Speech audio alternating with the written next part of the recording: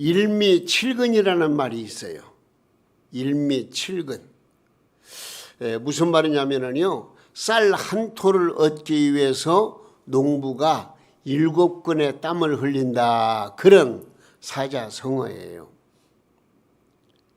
우리 밥상에 올라오는 쌀 한 토를 얻기 위해서 농부는 7근의 땀을 흘리고 100번 이상의 농부의 손길이 가야 한다, 이제 그런 이야기인데요. 우리는 적어도 밥상 앞에서 이런 농부의 수고를 고맙게 생각하는 마음을 가질 수 있었으면 참 좋겠습니다. 내 돈 주고 사 먹는데 뭐가 고마운가 할 수도 있겠습니다만은, 농부의 땀이 없었다면은 돈이 많다 한들 어디서 이 곡식을, 이 음식을 사 먹을 수가 있겠습니까? 그러므로 우리는 식량이 없어서 굶주리지 않고 의식주 문제로 어려움을 당하지 않는 환경에서 살아가고 있음에 감사하실 수 있기를 바랍니다. 얼마나 감사한지 말로 다 할 수가 없습니다. 저는 어느 성도님과 대화를 나누면서 많은 은혜를 받은 적이 있습니다. 그분은 일명 잘 나가는 사람이었습니다. 사회적인 지위도 괜찮았고요, 집도 또 자가용도 재산도 모두 남부러울 것이 없을 정도로 풍성한 삶을 살았습니다. 그런데 어느 때 큰 시련을 겪게 됩니다. 가지고 있던 대부분의 소유가 남의 손으로 넘어간 것입니다. 참으로 견디기 어려운 시련이 그를 괴롭히고 있는 상황이 되어버렸습니다. 그런데 그분은 뜻밖의 고백을 하는 거예요. 뭐라고 말하느냐? 극악한 환경에 처했을 때 처음에는 무척이나 절망적이고 부정적인 마음을 떨칠 수가 없었답니다. 그런데 언제부터인가 하나님 앞에 다소곳한 마음을 가지고 간절히 기도하다 보니까 감사가 나오는 거예요. 한 끼 양식을 접할 수 있다는 것도 감사하고, 냉수 한 그릇을 마시면서도 감사의 고백이 나오는 거예요. 오히려 넉넉할 때 느끼지 못했던 감사의 마음을 어려움을 당하면서 깨닫게 되었다고 하는 것입니다. 전에는 산의 진미를 먹으면서도 감사하지 못했던 것을 지금은 냉수에 밥을 말아 먹으면서도 감사하고, 건강을 주신 것 감사하고, 믿음과 소망을 갖고 살게 하시니 모든 것이 그냥 감사하다는 거예요. 얼굴에는 환한 미소가 띄어 마음에는 넉넉함이 있고, 비록 가진 것은 없지만 풍성한 삶을 살아가는 그런 모습을 보면서 제가 은혜를 받았습니다. 요즘 세계적으로 경제에 빨간불이 켜져 있습니다. 러시아와 우크라이나 전쟁으로 인한 여파가 세계 각국의 경제에 어려움을 주고 있는 게 현실입니다. 미국이나 우리나라도 금리가 올라가고 물가가 치솟고 어려움 속에 은행 대출을 받은 많은 분들이 어려움을 호소하고 있습니다. 여기에 3년째 되는 코로나19 오미크론 새로운 변이 바이러스로 인하여 정부에서도 긴장의 끈을 놓지 않고 있습니다. 이 사회적인 분위기가 너무나도 때로는 침울한 가운데에서 어려움 속에 빠져 있는 게 현실입니다. 이런 시점에서 우리는 오늘 맥추감사절 예배를 드리고 있습니다. 아마 여러분 가운데에도 생각이 분분하리라 여겨집니다. 이런 시국에 맥추감사라니, 보리 농사를 짓는 사람이 얼마나 된다고, 맥추감사절은 현 시국에 맞지 않는 절기가 아닌가, 그렇다면 없어져야 하는 거 아닌가, 여러 의문을 가질 수 있다고 생각을 합니다. 그런데도 저는 맥추감사절을 아주 의미 있게 생각하는 목사인 것입니다. 이스라엘 백성들이 맥추감사를 함으로 말미암아 하나님께서 주신 복을 생각한다면 우리도 하나님께 드려지는 이 맥추감사절을 통해서 내 자신과 가정과 또한 우리 교회와 우리 한국이 복을 받는 역사로 이끌림을 받는다는 것이 얼마나 큰 축복 사건인가를 생각해 보면은요, 이 맥주감사절은 우리가 지금도 그 정신을 이어받아서 지키는 것이 하나님께 큰 영광이 된다고 하는 것을 깨닫게 되는 것입니다. 이스라엘 민족은 1년에 3번 매우 중요하게 여겨온 3대 절기를 가지고 있습니다. 그 3대 절기가 뭐냐? 유월절입니다. 그리고 맥추절입니다. 그리고 수장절입니다. 이 세 절기의 공통점은 그 모두가 다 하나님의 은혜에 감사해 지키는 감사의 절기라는 것입니다. 그럼 유월절은 뭐냐? 유월절은 여호와께서 이스라엘 백성을 애굽 노예에서 구원해 주신 은혜를 감사하며 드리는 절기입니다. 그리고 맥추절은요, 유월절로부터 7주가 지나고 50일째 드리는 절기입니다. 그래서 이날을 오순절이라고도 하고요. 또 7 곱하기 7은 49, 6월절로부터 7주 후에 들어지는 절기라 해가지고 오늘 본문에 말씀 주시는 대로 77절이라 이렇게 부릅니다. 이때는 보리 추수를 모두 마치고 여호와 앞에서 감사의 제사를 드린 것이 바로 이 맥추절인 것입니다. 그러면 수장절은 뭐냐? 수장절은 오늘날로 말하면 추수감사절입니다. 한 해의 농사를 모두 마치고 하나님의 보살핌 속에서 감사를 드리는 그런 축제인 것입니다.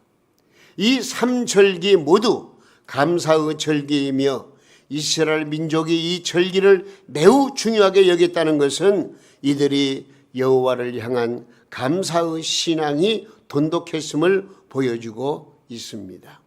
그래서 오늘 본문 10절 말씀에 뭐라고 그랬죠? 이렇게 말씀하고 있습니다. 10절에 네 하나님 여호와 앞에 뭘? 77절을 지키되 그렇게 말합니다. 77절은 곧 맥추감사절을 말합니다. 그러면 맥추감사절이 이스라엘에서는 어떻게 지켜졌나요? 오늘 이스라엘 백성들이 이 77절 맥추절을 지키는 그 정신과 그 행위, 그 모든 것을 우리가 살펴보면서 오늘 이 시간 은혜를 나누려고 하는 것입니다.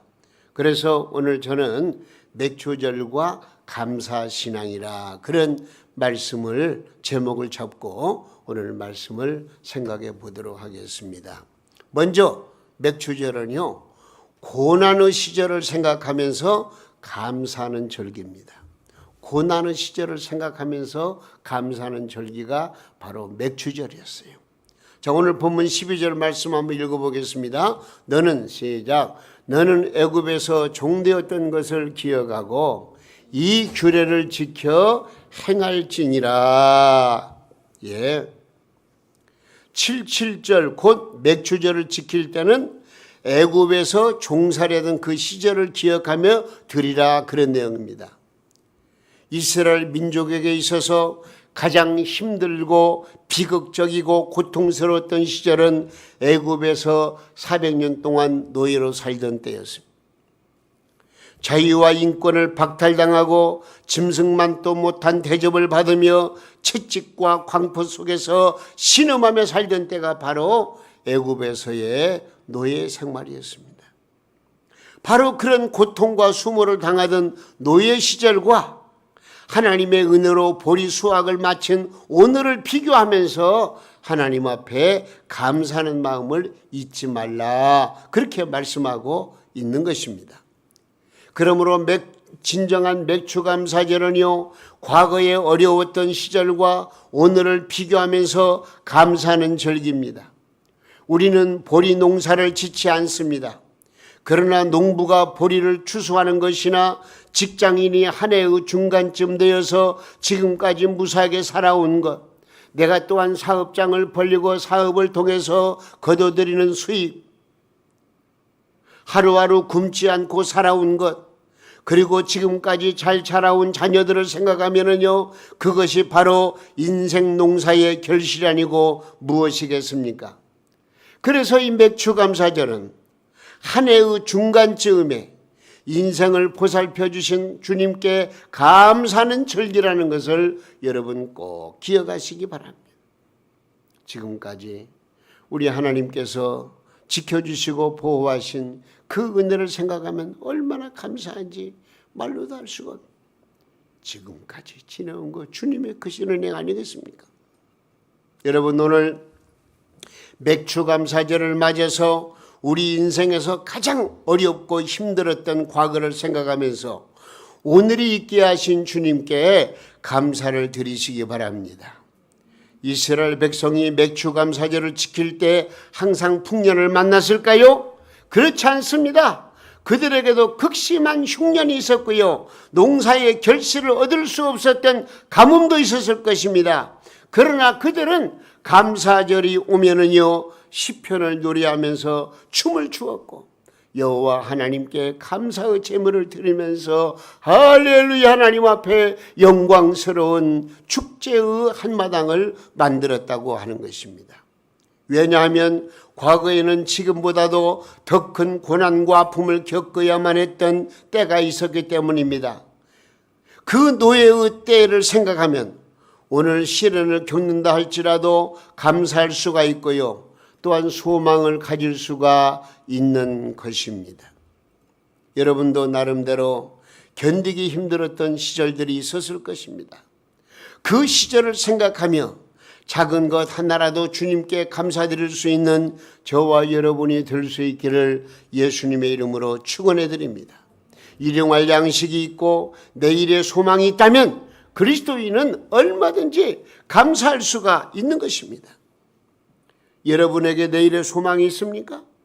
주님이 함께 하시고 나의 아버지가 되어주시고 세상 끝날까지 동행하신다는 소망이 있는 사람은 무엇보다도 값진 감사의 제사를 드릴 수 있다고 저는 믿습니다. 오늘 이 시간 감사절을 통해서 우리가 다시 한번 내 인생을 되돌아보면서 과거에 어려웠던 시절을 생각하고 지금 이렇게 하루밥새끼 어려움 없이 먹고 살면서 또 이렇게 하나님 앞에 믿음을 가지고 구원의 은총을 감사하며 감사절을 지낼 수 있다는 것이 얼마나 감사한지 말로도 할 수가 없는 것입니다.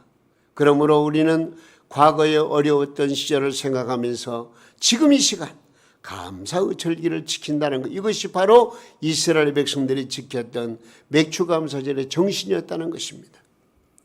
또한 이스라엘 백성은요, 맥추절에 자원하는 예물을 드렸다고 말씀하고 있습니다. 10절 말씀 한번 읽어볼까요? 뭐라고 그랬습니까?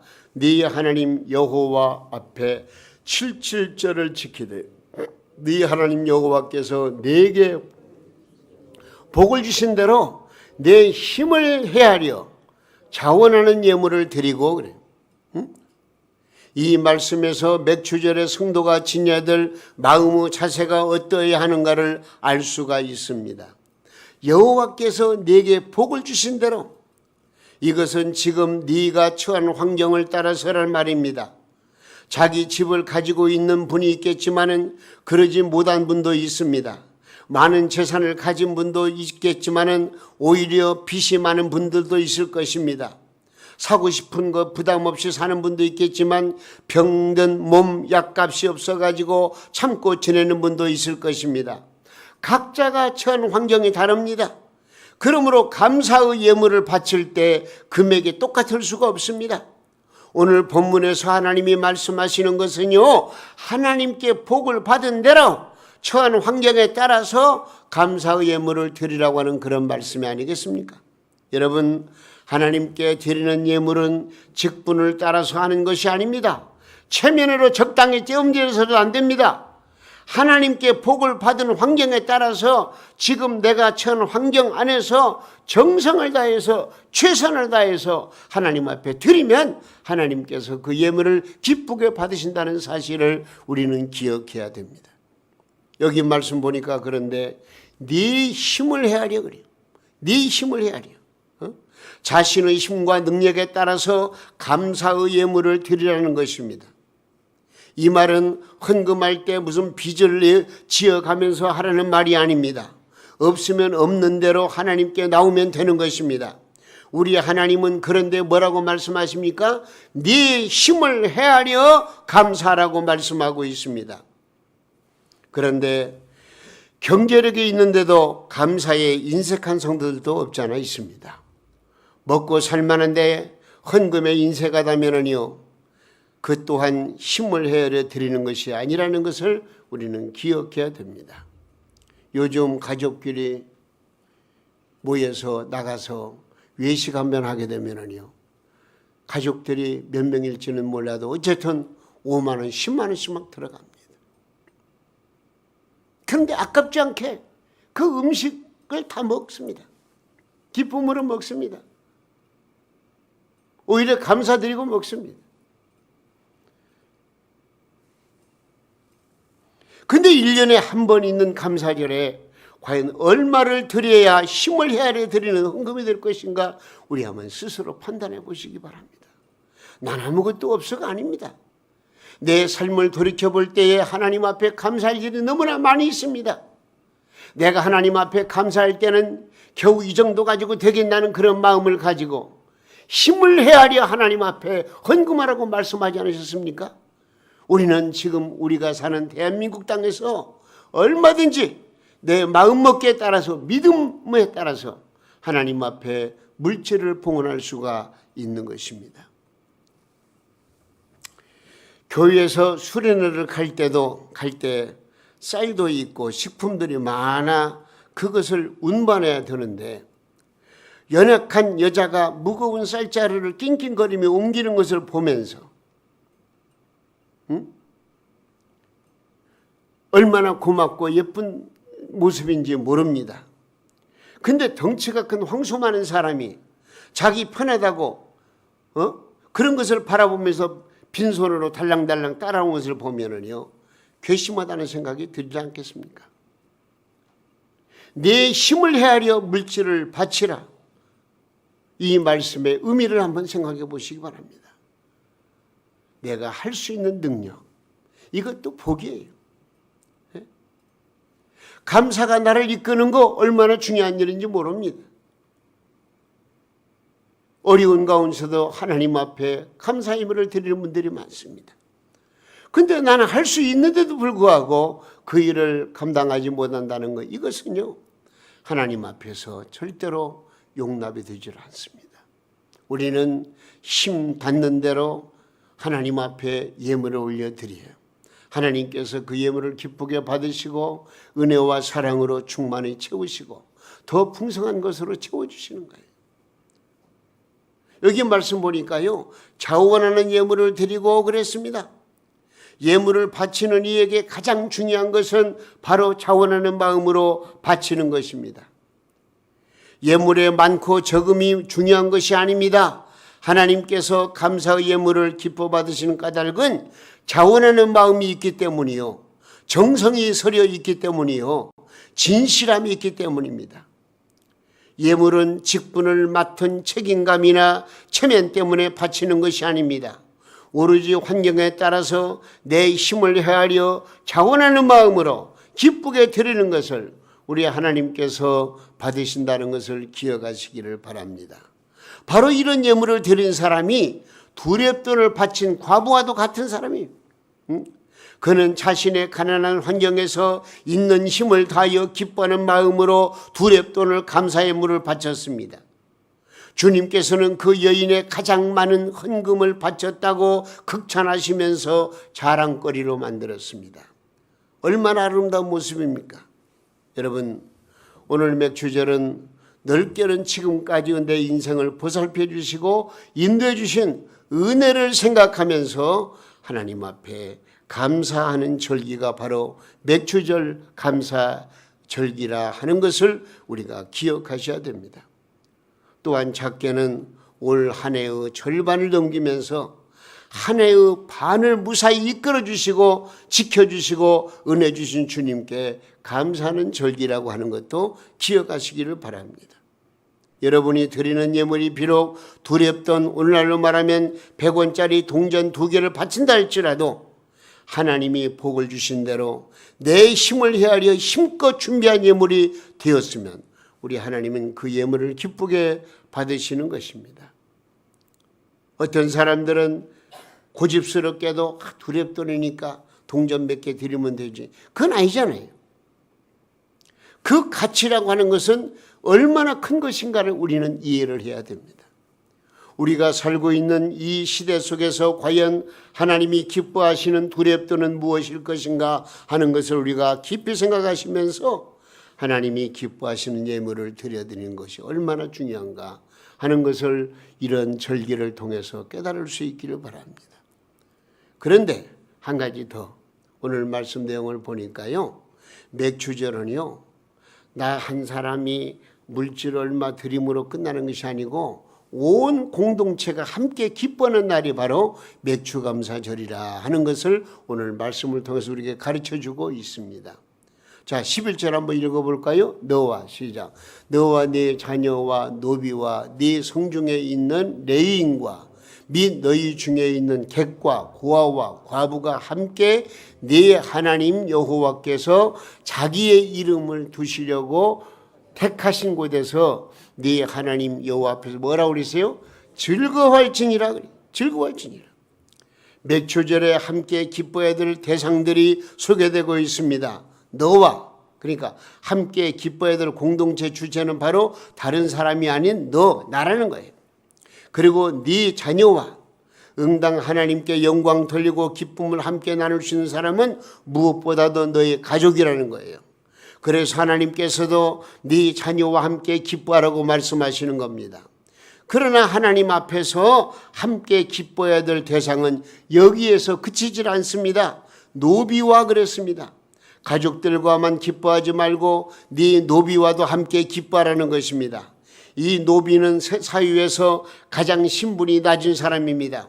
어찌 보면 가장 소외된 사람이요 가장 천하고 보잘것없는 사람입니다. 그러나 그런 사람에게 손을 내밀어서 잡고 함께 춤을 추며 노래하면서 감사의 예배를 드려야 한다고 말씀하고 있습니다. 뿐만 아니라 말씀 보니까 레위인과 객과 고아와 과부와 함께 여호와 앞에서 즐거워할지니라 이렇게 말씀하고 있는 것입니다. 레위인은 성전에서 제사장들의 제사를 도와 봉사하는 청직이요 객과 고아와 과부는 연약하고 피곤한 사람들입니다. 이런 이웃과 더불어서 손을 잡고 여호와 앞에서 감사하며 기뻐하라는 것입니다. 우리 성도님들 오늘 맥주감사주를 지나면서 우리 모두 함께 기뻐해야 돼. 즐거워해야 돼. 감사해야 돼. 하나님께서 주시는 공동체 안에서 서로의 사랑을 가지고서 서로 협력하는 마음을 가지고 하나님의 뜻을 이루어가는 그런 공동체 역사를 우리는 즐거운 마음으로 만들어가야 한다는 사실입니다. 여러분, 맥주감사의 정신은 바로 이것입니다. 보리를 추수한 것만 감사하는 것이 아니라 이웃과 손에 손을 잡고 그들을 돌보며 감사하며 기뻐하는 공동체가 될 때에 진정한 감사절의 의미가 있다는 사실입니다. 여기 객과 고아와 과부 같은 가난한 이웃을 돌아봐야 한다는 것은 무엇을 의미하는 것입니까? 양식을 나누어야 하고 재물을 나누어야 하며 사랑을 나누는 공동체, 교회가 되어야 한다는 것을 우리에게 가르쳐주고 있습니다. 그러므로 하나님의 교회가 해야 될 일은 바로 선교하는 일에 앞장서야 되고요. 내 이웃에게 구제하는 일에도 우리는 결코 인색해서는 안 된다는 것을 오늘 이 말씀을 통해서 깨닫게 되는 것입니다. 그러면 이런 공동체가 되기 위해서는 어떻게 하겠느냐? 베풀어 주는 삶이 없이는 이런 공동체가 될 수가 없습니다. 여러분, 애굽에서 종살이하던 그 시절을 기억하며 드리는 절기가 맥주절기입니다. 구속하신 주님의 은혜를 감사하고 또 감사하면서 드리는 절기가 바로 오늘입니다. 우리는 우리를 죄의 사망에서 구원해 주시고 자녀로 삼으셨으며 환난과 시련과 역경 속에서 지금까지 보호하시고 인도하신 주님의 은혜를 결코 잊을 수가 없음을 우리가 생각하시면서 주님의 놀라운 은총을 이 시간 감사하는 마음을 가지고 하나님 앞에 영광 돌리는 이런 맥주절기를 여러분들이 마음속에 품고 오늘 또 기쁘고 즐거운 마음으로 하나님 앞에 영광 돌리는 그런 은혜가 함께 하시기를 주님의 이름으로 축원합니다. 그러면 이런 공동체가 되기 위해서는 어떻게 해야 됩니까? 내가 먼저 믿음을 가져야 돼요. 가장 소중한 거. 정말 하나님께서 나에게 주신 구원의 은총을 깊이 감사하면서요. 그 구원의 은총을 받은 내 자신이 뭐가 불평이고 뭐가 불만이겠어요? 무조건 이것은 하나님의 은혜다 생각을 하고 감사한 마음으로 주님 앞에 충성을 다해야 되겠습니다. 여러분, 애굽에서 종살이 하던 그 시절을 기억하며 드리는 절기가 맥주절이었다고 그랬습니다. 구속하신 주님의 은혜를 감사하고 또 감사하며 드리는 절기가 바로 오늘입니다.